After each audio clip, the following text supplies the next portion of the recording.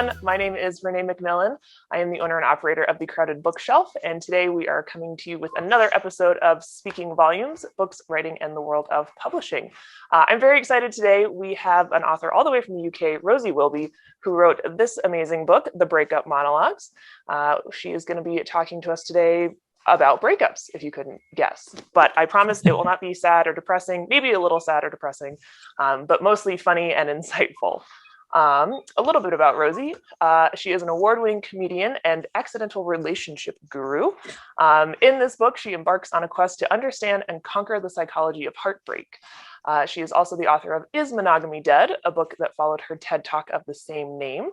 Wilby has appeared on BBC Radio 4 programs such as Woman's Hour, Loose Ends, and The Human Zoo, and has appeared as a commentator on sexuality, dating, and love on TV programs such as Good Morning Britain and podcasts including The Guilty Feminist.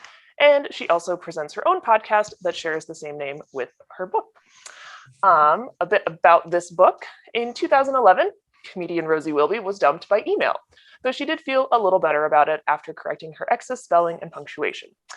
Obsessing about breakups ever since, she embarked on a quest to investigate, understand, and conquer the psychology of heartbreak.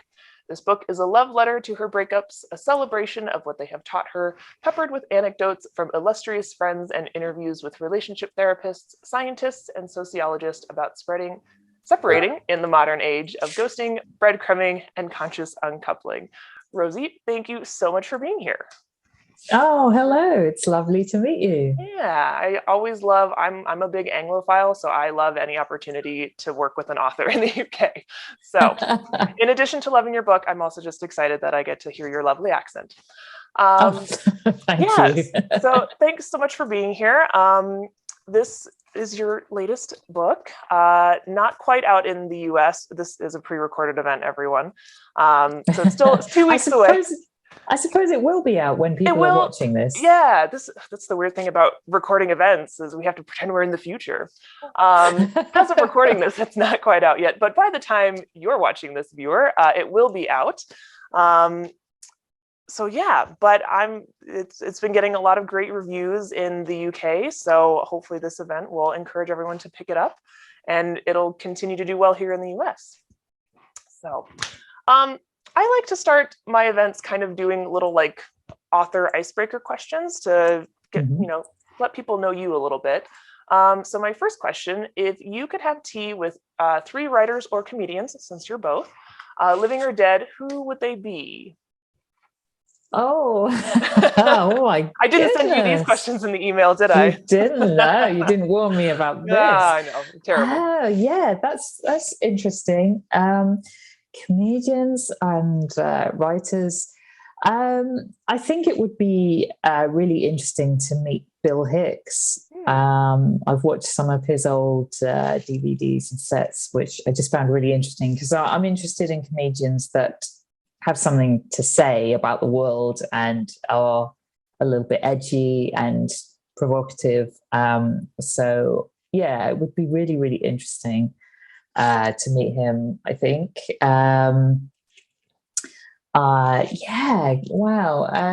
Writers. It's such a. If it's too hard, you don't have to. No. It's so interesting. I mean, one of the other comedians that I love here in the UK and grew up watching is called Eddie Izzard, and I'm sure you know him in the US as well. Yes. Yeah, so I love Eddie and his very clever and interesting material.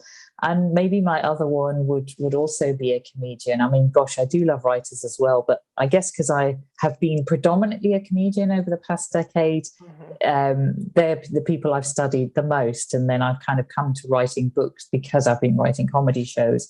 But I think the other person would be one of our comedians who has sadly died now, but was such an inspiration for so many female comics here in the UK. And she was a British comedian called Victoria Wood, who just had these incredible comedy songs and sketches. And it was just very sort of real and down to earth. I mean, it might be quite a British sort of humor that wouldn't necessarily translate everywhere in the world, but certainly if you talk to any British female comedian, she might well mention Victoria Wood.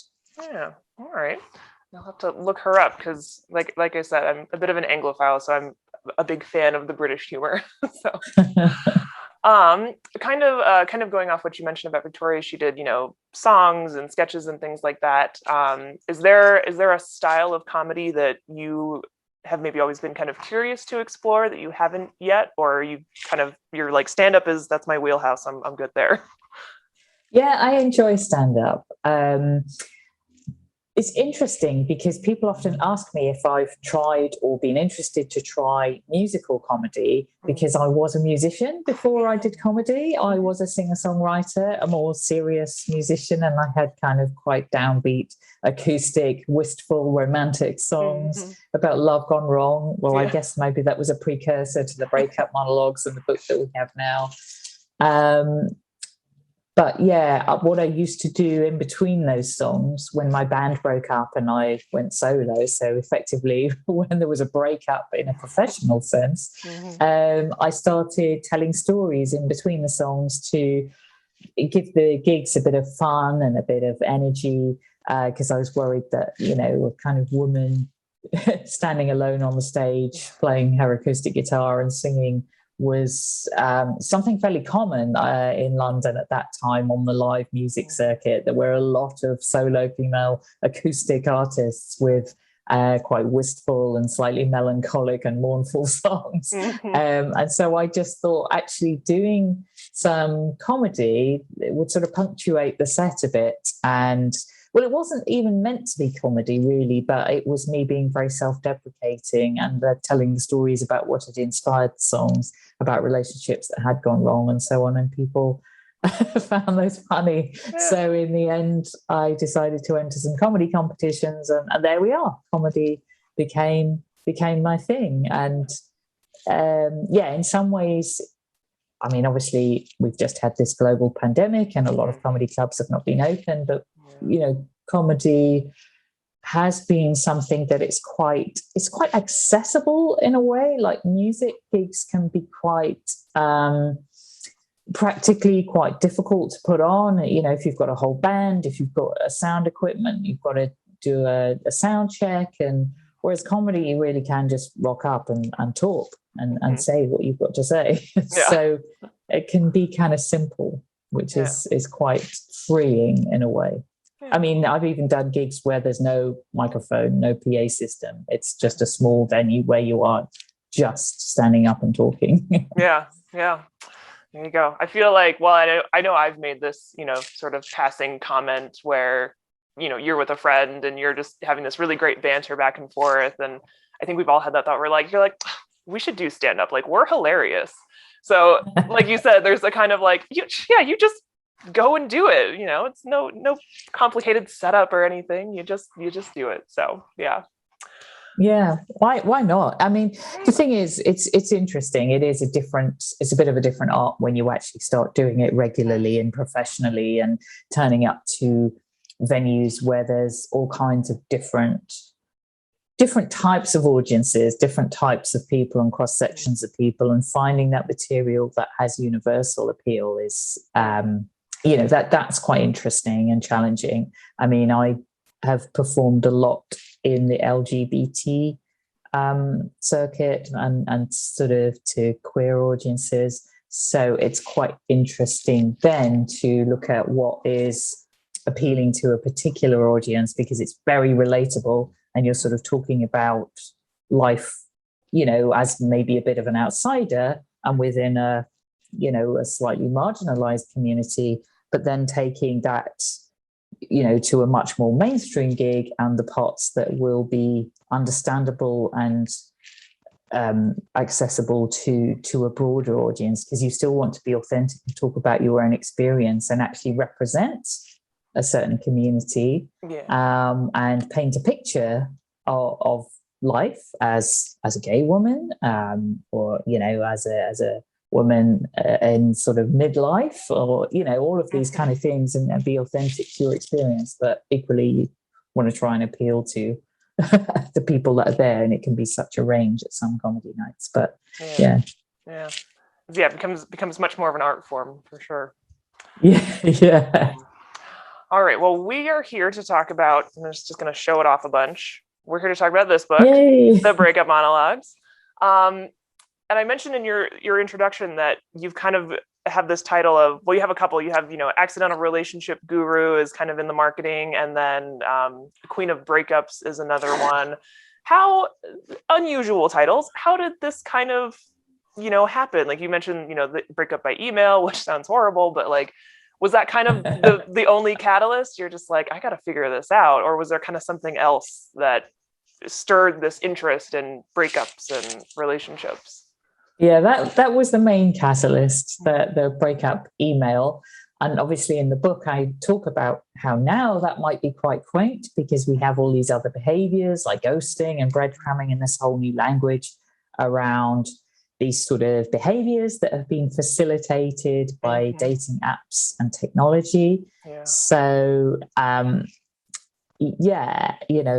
was one of the main catalysts, was that breakup email. But also, I just am one of those people that I think I have an inquiring mind, and I like to understand things to be able to process them emotionally and deal with them. If I kind of understand the real psychology of why we actually feel physical, real pain, tangible pain after a breakup, then for me, that's quite comforting. And I feel I can then feel less alone and deal with it and get through it if I sort of know it's normal. And It's just my brain withdrawing from a drug and doing what it is supposed to do to recover. Right. So yes, I think I'm that kind of person who needs to understand things. And in fact, the Breakup Monologues book follows, I think, as you've mentioned, the Breakup Monologues podcast, and before that, a trilogy of comedy shows, all investigating the psychology of love and relationships, which began with a show called The Science of Sex. And then the middle part of that was called Is Monogamy Dead?, which became my first book. Right. And then the third part of it was a show all about my own breakup that then broadened out into the podcast and now the new book. So yeah, definitely there's been this kind of line of inquiry about how relationships work, which really stemmed from, well, not only that breakup email, but the relationship that preceded that had been quite a challenging relationship, which seemed sad in a way, because it had been two people who had met and fallen in love, and it had been lovely at some points, and I think many of us feel when we come to the end of something, we think, but it was so great at the beginning, and I think understanding that journey. Oh, sorry, there's just a siren in the background. That's the love police there. Yeah. Come to arrest us. I think it's just I think it's comforting to understand that journey from, something that seems amazing, like you've met your soulmate and you're going to be together forever. And then you come to this point where you're perhaps growing in different directions and you're not, not able to be together anymore. Yeah. And like you said, trying to understand that transition of, oh, it was so great, and now we're not together anymore. It is very confusing. So yeah, trying to find some answers. I can relate. I'm that same kind of person where I'm like, I just want to understand and have, a sort of logical context to put this in. And that makes it a bit easier. So yeah. Definitely. Yeah. Well, and that actually makes me think of a question. So I was listening to one of your podcasts, and I think it was the travel one. It was like Travel in Love. And yeah. And then something I think the guest, mentioned was, or maybe it was you, it was mentioned, was how kind of like the things that you imagined could happen in that relationship but never actually did were sometimes more painful to lose than like the memories that you did have together. And that's something that I've always kind of struggled with. Like, is the things, are the things that you said you were going to do with this person, like, oh, one day we'll go do this or we'll go do that, and then things end before you get there. Sometimes those are almost more painful than, oh, I miss making dinner with them every night, or those kind of things. What's your kind of experience with that? Yeah, I hadn't really thought of that. We haven't talked a lot about that on the podcast, but maybe in that episode we talked about places you would want to have traveled with somebody, and you never got to have that adventure together, I suppose. I think for many kind of women of my kind of age, and particularly gay women, there's definitely the sense of, somebody you might have talked about having children with, and that not being really something that was available yet. Certainly here in the UK, that's starting to be something that our views about family and what a family can be are really starting to develop and evolve and change. And we do see, same-sex couples having children now. So I think, yes, things like that you might have done with somebody, like actually having a child, that can be something that you think about, because of course maybe people do stay together sometimes if they've had children, because that sort of changes the whole complexion of your commitment and your relationships. I'm not saying it's always still the right thing to stay together, but I guess some people do if they do have children. Yeah, that definitely puts a new dynamic on the relationship if that's the case. So yeah. All right. So I have been making my way through. Unfortunately, I didn't get a chance to finish it, but there were lots. You talk about so many great things in this book. It was almost hard to come up with questions. But one I'm kind of personally curious in. You as the relationship guru here. You talk early in the book about the lexicon of breakups, and all, like you said, all these new terms that we have and things like that. And I'm curious if, after kind of doing all this research and writing this book, if you sort of feel more for or against, certain labels and words that we use. Like, do you feel like sometimes using them is more harmful than if we just sort of tried to ignore them and, focus on, the two people that are in that relationship are discussing their own terms. They're not trying to put a label on it that someone else has come up with. I'm curious about your feelings on that. Yeah, I think labels for these new behaviors generally I don't really like, because giving things cutesy fun names like ghosting and breadcrumbing and submarining and orbiting, there's so many ridiculous names. Submarining is when you ghost somebody and then you pop up again. I kind of think it sort of legitimizes behaviors that often are not really that great, not really that ethical. And what's really interesting is generally in polls and surveys, if you ask people, have you ever dumped somebody by text, or have you ever ghosted somebody? Have you ever done this or that? People will say, yes, I have. But then you say, would you like to be ghosted?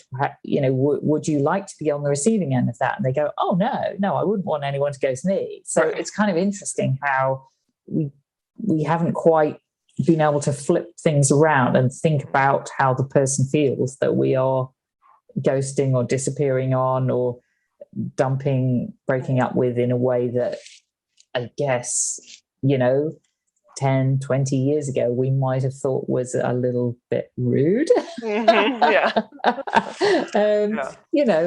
don't know. I think it's evolving, and obviously, I think dating apps do facilitate meeting people, and they have lots of great qualities. They've been really, really liberating for the gay community to meet one another. It's kind of what's known as a thin market in dating, because it's a smaller community. It's been really helpful for people to be able to meet one another, and it's really normalized now for people to meet on a dating app. So it can be a really good thing, and it's helping a lot of people to not be lonely and to find a partner But then again, it is facilitating these other behaviors where people are just kind of swiping right. And it's, it's sort of like a game. A lot of dating experts will talk about the gamification of dating because it just comes a bit like a game where people are disposable, which, that may be fine on the one hand, but then if you're the person who is disposable and you've met somebody you really like and they're just, going to disappear, then how do you actually feel about that? I've never thought about it as kind of a game. You're looking at these real people, but in your head you've turned them into just disposable pieces, just avatars. That's not good. That doesn't sound good to me. Well, you mentioned something that tied in with another question of mine that I can't find. I wanted to talk about communication because I feel like, like you said, all these behaviors and things that we're kind of developing are, I would say, certainly are caused by, these dating apps and things like that. It's kind of, like user error, like we're making bad decisions in doing this. And do you feel like that maybe comes from just, kind of lacks of learning or teaching in other areas of our life, like how we're very bad at communicating, honestly, especially with people that care about us, is that just because, we don't prioritize that in our society, or is it something else? Yeah, it's really interesting. One of the fascinating academic experts I talked to in the book is a neuroethicist who actually splits his time between the US and the UK, and he's called Brian Earp, and he's connected to Yale University, and he is looking at the ethics of whether in the future we might be able to take love drugs and anti-love drugs, which would either help us to stay in a relationship or help us over the trauma of a breakup. Potentially, we are almost talking about a kind of real life eternal sunshine of the spotless mind, if you can imagine that. But one of the things he said to me that was really interesting is that we sort of, in a way, do need help with relationships. We might almost need these chemical interventions because we are so bad at relationships, precisely because we haven't had this kind of module at school or college. We haven't had training in how do you have good relationships? How do you communicate? How do you develop emotional intelligence? How do you interpret someone's body language and whether they're looking you in the eye? And how do you tell when someone's not being completely honest with you? I didn't learn any of these things at school. Right. That's very true. I don't know if did he kind of tailor that specifically to romantic relationships, or did this kind of apply to, friendships and family relationships? Well, we were having a conversation primarily about romantic relationships, but the book in general does broadly talk about all types of relationships, friendship breakups, and professional breakups. Our professional relationships play a big part in our lives. Sometimes they're the people we spend the most time with because we work so hard these days. Right. I do look at those other types of breakups and how difficult they can be, and how we almost have even less training in how to deal with those, even less of a social script about how we're supposed to go and grieve those. Yeah, definitely. I really did appreciate the fact that there was a chapter in there about friendship breakups, because, personally, I have gone through one that was, like best friends since, I was very young, and now I haven't seen her in years. And they are almost more painful than romantic relationships. Yeah, so many people say that. So I definitely wanted to put something in about that. Yeah, well, I definitely appreciated it because, like you said, we don't really have that that kind of understood grieving time after a friendship breakup like we do a romantic relationship, even though it's just as important, if not more important. Yeah, you're not allowed that kind of time off work, or that your friends don't give you that kind of space. You don't have the sad songs that you can listen to that are like I miss my friend. Right. Yeah. We don't have that. That can be your new album, Rosie. You can go back and write a song all about friendship breakups. Yeah. Oh, great. So something else, this is one of the last things I got to in the book. There was a bit you were talking about how, I mean, the idea of the one comes up a lot throughout the book. And, it's not an inherently flawed idea, but it's also not just 100%, it's not gonna work out that way. And you talked about, finding that one person that kind of, puts all of your fractures back together and kind of helps you overcome all the things that have happened to you. But like you said, it's like, but there is still this person, and I care about them and I love them. So how do you kind of, how do we reconcile that idea of finding the one, and you can still find like the one for you, a person that you really connect with, but they're still not going to be the only person that will help you, heal or overcome certain things that have happened to you? Yeah, I mean, the idea of the one, in inverted commas, is so misleading in a way. And this was obviously something I looked at a great deal in my first book as well, Is Monogamy Dead, which kind of looked at this idea of lifelong monogamy and how, socially, in many places around the world, there is that expectation that we'll stay with one partner for life, whereas the reality is that we have many, many divorces, and many people have more of a serial type of monogamy. So actually, monogamy comes from the Greek, meaning monos gamos, one marriage for life, but most of us have interpreted that as one marriage at a time. Yeah. And, we do live much longer lives. So perhaps that is an explanation for that.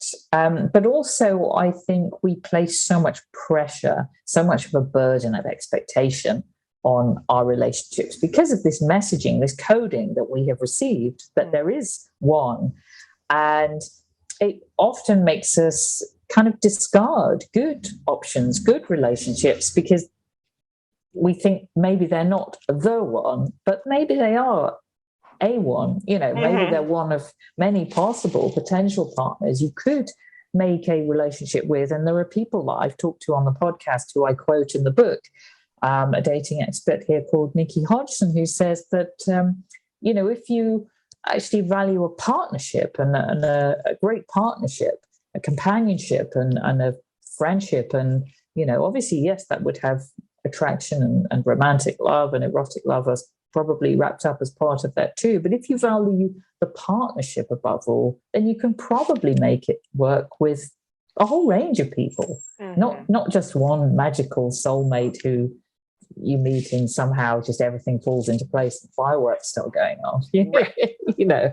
I mean, I really love, there's a very realistic trilogy of films that I'm sure you love over there as well, by Richard Linklater, Before Sunrise, Before Sunset, and After Midnight.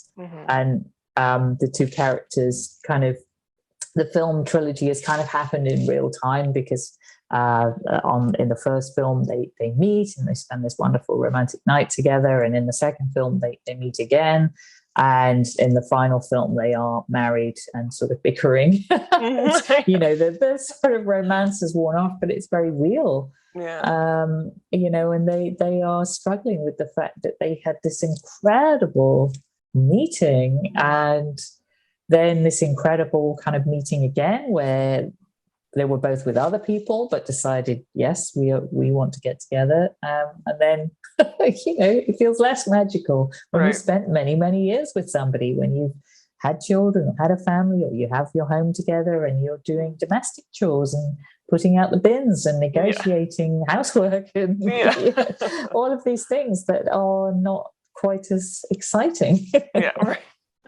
Yeah.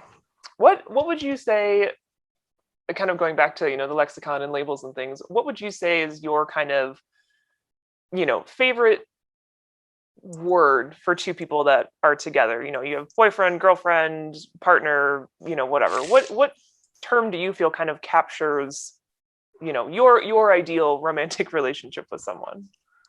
Yeah, that's interesting. I don't know. I quite like lover, other, but often I have used partner, even though a lot of people. I mean, obviously within the gay community, we often use partner because here in the UK we had civil partnerships before we had marriage for same-sex couples.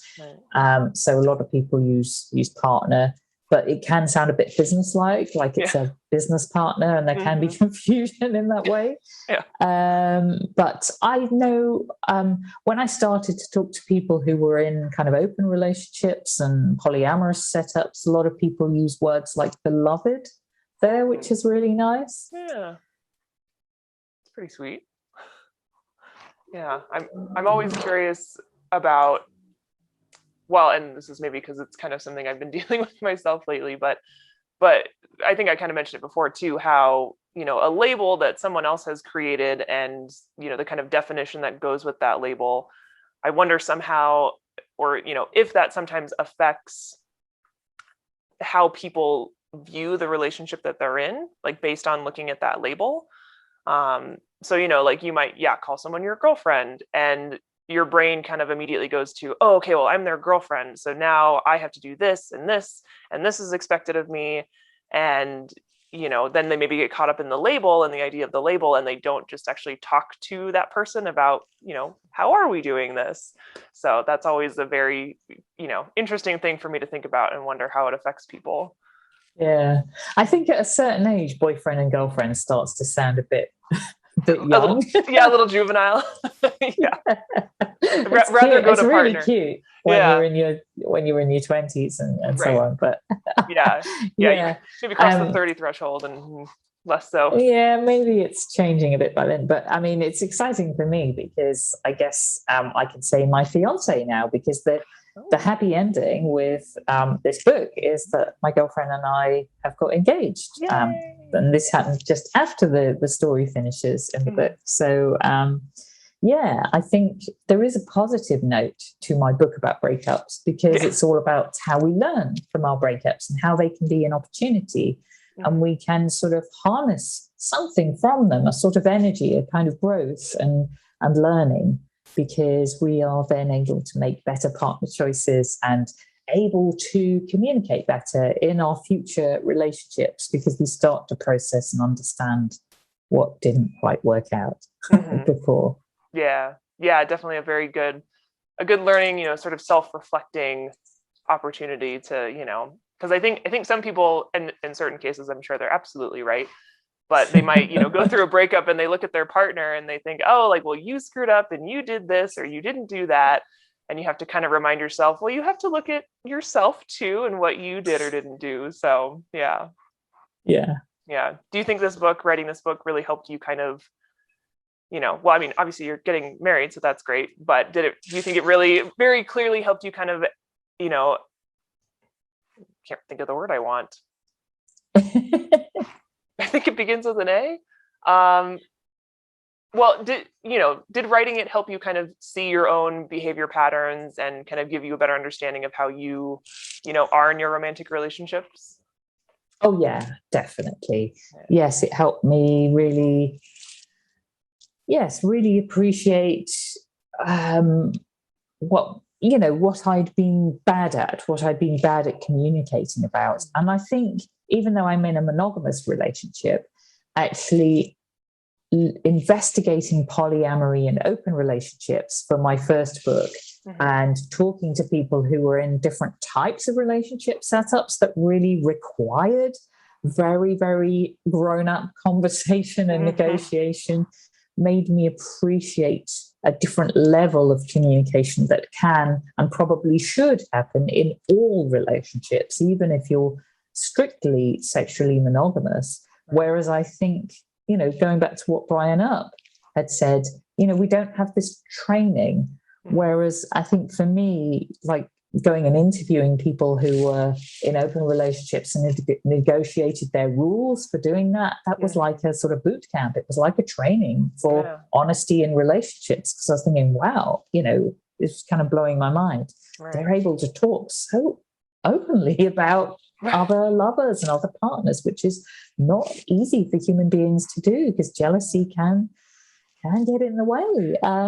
So I think that was this incredible, intense training for me, just seeing how other people were able to communicate about potentially difficult things. And I thought, right.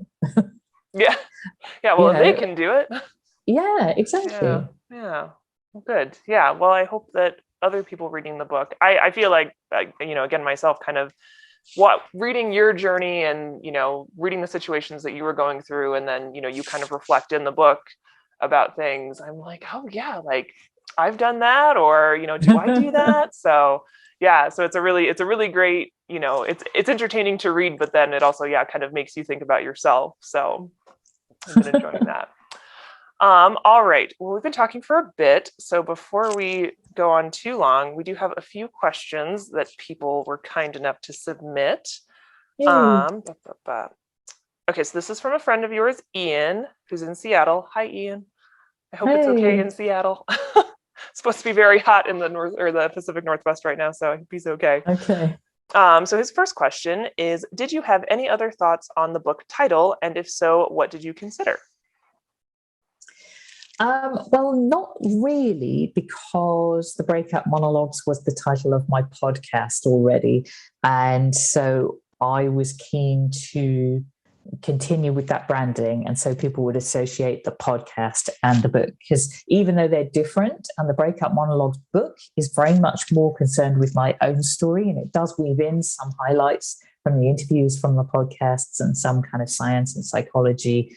It very much contains my own story. Whereas if you listen to the podcast, I really let my guests do much of the talking. I mean, I sort of gently probe them for the funniest and most interesting stories in my kind of spoofy relationship therapist role. But I don't tell my story that much. So they are slightly different things, but I wanted there to be a real continuity and a relationship and association between the two things. So I didn't really think too much about the title, although we did have quite long discussions about the subtitle, which is The Unexpected Joy of Heartbreak. And there were quite a few options that flew around for that. One of mine that my girlfriend suggested that I liked was How Breakups Keep Us Together, because the book is kind of about staying together, and how we've learned from our breakups in order to ultimately be able to stay in a relationship. So I quite liked that one, and how they keep us together, just emotionally, mentally, and how it's been this learning experience. But in the end, that's a phrase that uses the heading of the conclusion to the book instead of the one to the whole book. Good. Well, I'm glad it's in there, because I do like that too. That's a nice, little play on words, and really encompasses the book. All right. Second question from Ian is, how has social media and technology altered dating and relationships? This is a big question. Oh, yeah. Well, Ian, it really has changed dating and relationships. And we've kind of touched on this already in our discussion about how, it's kind of made it a lot easier for people to meet and facilitated romantic relationships. But also it can make them seem disposable. It can seem a bit like, looking for a new lover is just like ordering a pizza. So, and it can feel a bit like a game, as we said earlier. So it does mean that it's facilitated these slightly more abrupt types of endings than we would culturally have seen a decade or more ago. So, personally, I think it's been a mixed bag. There are good and bad things. And again, quoting my friend Nikki Hodgson, dating expert from over here in the UK, she said, we don't yet have a code of conduct for dating apps, but maybe that would be a good thing to do. Yeah. Yes. We can't always be held accountable by ourselves. So sometimes we need someone else to do it, I think.